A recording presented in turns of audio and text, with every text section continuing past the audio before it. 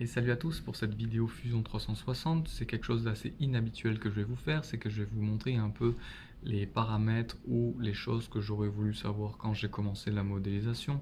Donc c'est un peu une façon de savoir comment utiliser Fusion 360 un peu plus correctement. Dans les paramètres d'utilisateur, on va commencer par changer les raccourcis des commandes paramétriques. Donc on va se basculer sur SolidWorks et non sur Fusion 360 et nous allons aller dans les orbites libres. Qu'est-ce que cela va changer? Ça va changer qu'avec la souris, la molette, quand on va aller scroller, on va pouvoir faire des zooms avant-arrière.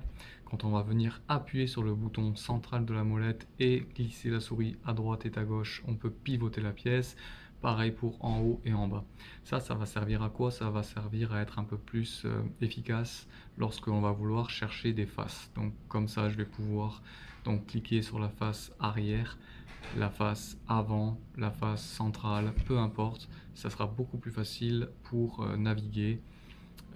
Si vous n'avez pas de souris 3D par exemple, moi c'est l'option que j'utilise qui est le plus facilitant pour les modélisations 3D.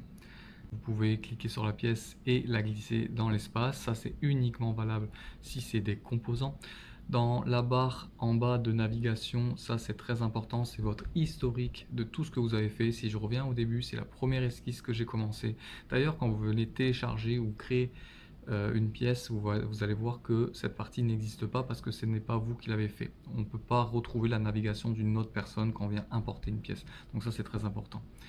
Ce qu'on peut faire aussi dedans, c'est dans la chronologie, on peut rajouter des étapes. Donc par exemple, dans la vidéo, je vais rajouter un trou de perçage complètement inutile, c'est juste pour vous montrer que je peux venir percer ma pièce à l'étape 6 de ma chronologie. Donc quand je vais revenir sur la chronologie à l'étape actuelle, on voit que mon trou a été pris en compte en fonction de tout ce qui a été fait après. Donc ça c'est très important à maîtriser la chronologie dans Fusion 360.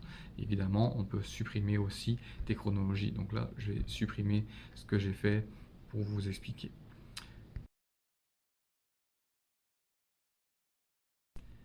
Une autre option que je trouve très intéressante sur Fusion 360, c'est l'accrochage. C'est-à-dire que par exemple, je vais créer un cercle dans une esquisse. Puis si je reste longtemps sur le centre avec le souris sans cliquer, je vais voir une barre bleue qui va apparaître. C'est-à-dire que je vais pouvoir m'accrocher donc en vertical ou en horizontal à ce centre pour avoir la même hauteur lorsque je vais dessiner un autre cercle. Alors attention, ça ne va pas faire une contrainte, on va pouvoir toujours bouger le cercle, mais c'est plus facile.